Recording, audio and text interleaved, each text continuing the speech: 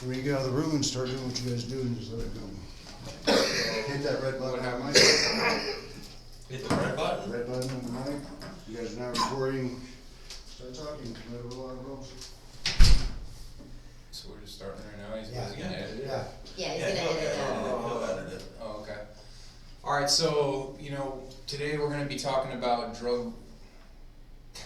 It's been a long day. Yeah. I had two clients try to fight each other, picked up river rocks. Okay, so today's topic, we're going to be talking about drug use in the workplace. And it's such an important topic for many different reasons. First, as we all know, we all work in recovery, we all work at treatment centers, we're all heavily involved in it, and we know that first off, everybody who comes into a treatment facility, into a program, immediately they want to be drug counselors. They all want to be drug counselors. Everybody. And typically, the most qualified people to help another alcoholic or an addict or somebody struggling, especially for qualification for peer support, is to be a recovered alcoholic. And we know the odds with long-term recovery. So one of the most common problems is drug use in the workplace. And I see it, I know all of you guys see it, it happens all the time. Sure, we know there's set guidelines and directives that we're supposed to follow and companies should follow, but the facts are is that many just don't. So I think it's important today that if we could all share our experience working in the field and how we kind of handle drug use in the workplace. So if one of you guys want to start out, just kind of share your experience. If Ronald wants to go ahead and start out. All right, so for myself, being in recovery myself, like you said, for me, being in those situations and having a coworker, and seeing definite signs that there's something going on, a behavior change, because that's when you know, right, the behavior change. If somebody comes in at a certain time every day and they take their lunch every day, and all of a sudden that stuff starts to change, and the conversations start to change, because you develop a relationship with the people you work with. Sure. For me, unfortunately, I've been in those situations. I've been on both sides of them. But being on this side, right, for me, my code is patience, love, and tolerance, right? To meet people where they're at, because I know for myself, if I'm being accused of something, or if someone's talking down to me, I tend to retaliate and not talk about what's really going on. So I like to use the approach of pulling somebody out of the situation, right, away from other people, so that I can have a personal conversation with them and ask them how they're doing. Ask them if they've been taking care of themselves. Show the genuine concern, just like we would if we were peer supporting a client, right? Meet people where they're at. So for me, that's basically where it's at. So sure, so we definitely want to meet them where they're at. We definitely want to pull them aside, and communication is something that is extremely important in every single aspect of life. There's the 4 T's to follow. So when we see these behaviors, these behavior changes, these signs, and we can recognize it right away. The 4 T's, is it true? The timing, the technique, and the tone, to have that actual approach. So you kind of talked about noticing the signs and seeing it, pulling them aside, having a healthy conversation, coming with genuine concern for that individual and their overall well-being. This allows them to put their guard down. So I think that's a very important aspect of it. What do you have to share that is your experience with working with, co-workers who you suspect or are using drugs? Well, first off, I want to say it's very stressful as an employee or a team member.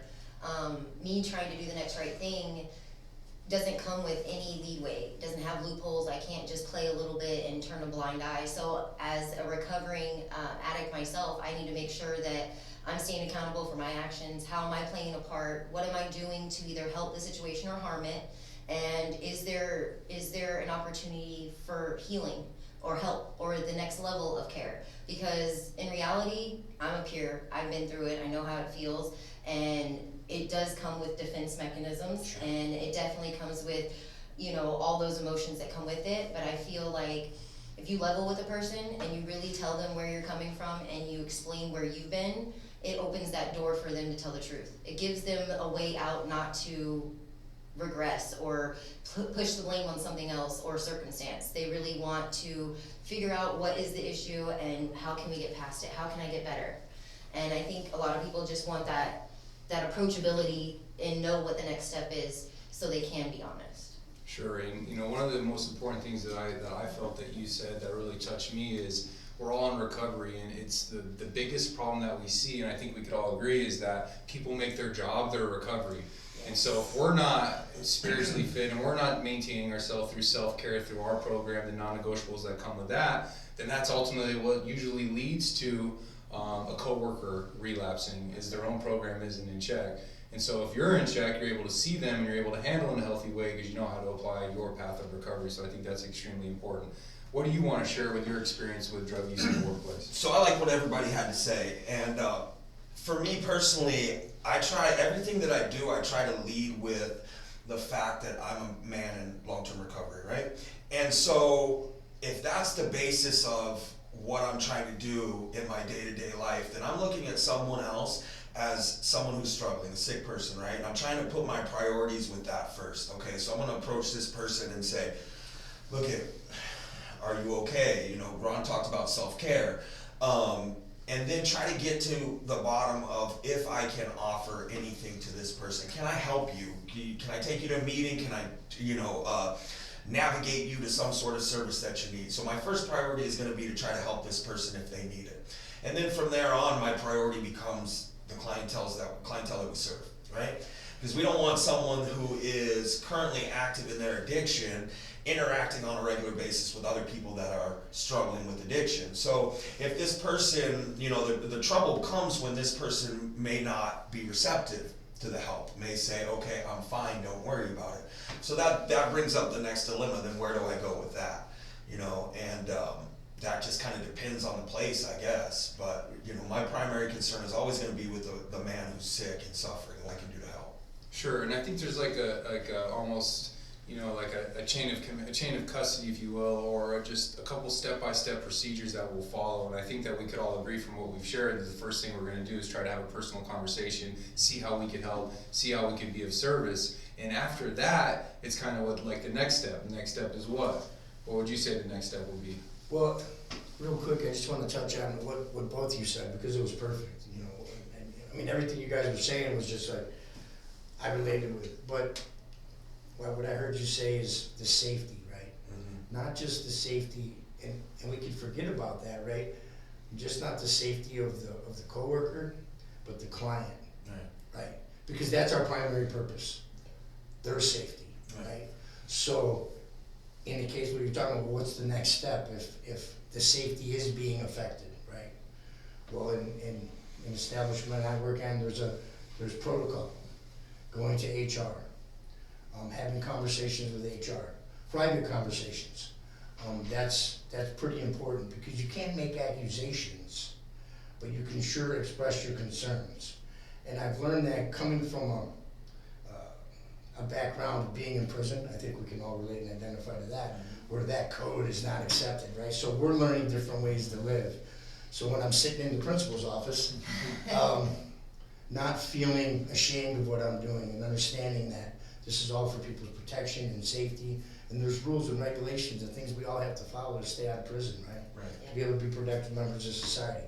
So that's important. So for me, it's having those private conversations and having relationships prior with the HR department that I can feel comfortable, and I know that it's an open door policy, that I can walk in and sit down and have a conversation that isn't gonna go on a piece of paper and someone's gonna get in trouble, because that's not what it's about, getting someone in trouble. It's about giving somebody the help they need and protecting your clients. Right, and I'd like to add something to that real fast. So, what Ron said is actually right on the money, right? So, if I'm approaching someone and I have a relationship with this person and I'm trying to see if there's something I can do to help them, or if there's somewhere that they need to be to get that help, and I'm certain, or this person admits to, they're using, and they are now, once that's happening and I'm sure of that, then they're now a detriment to the clientele that we serve, right?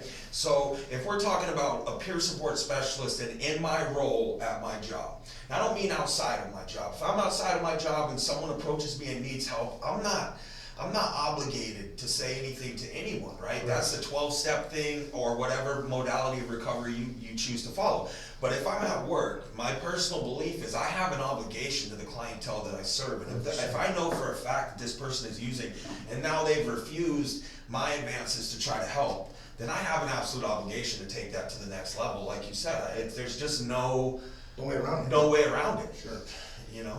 So we notify our supervisors, we notify HR, we notify them, and then we let them do their job, Most because definitely. we're all working together to provide proper care for our clients and safety, and ultimately for our coworkers as well, because we all know that people are out there dying from this disease every day, and if we don't report that, let that continue, you know, who knows, you know, their life's in jeopardy, and I believe that. And so we notify them, and ultimately with the company that I work for, I'll pull out a UA. Yeah. And you know, a lot of times I won't just single out that individual, I'll UA my whole staff. Right. We're all taking UAs, we'll make sure we're all in the up and up. Yeah. Unfortunately, you know, at my company, we'll give them administrative leave for a couple weeks, we'll give them the ability. We've had a guy that we had to suspend for 30 days, let him get his life back on track, get his fundamentals of his program back in check, and then we started to bring him back on to smaller capacities till he could work his way back up into being supportive. So I think that we all follow our heart with it, and ultimately the safety of everybody that we're around, because it's a serious business that we work in. It's life or death for our clients and coworkers. And so I really appreciate everyone taking the opportunity to share your experience. That kind of gives everyone an idea of how to handle it. And what I loved the most was it was pretty similar. We're all on the same page, so that tells me that, you know, we have our heart in the right place. So I really appreciate everyone being a part of this today. Thank you guys for being Yeah, here. Jason. Awesome, thank you so much. Okay, now. Okay.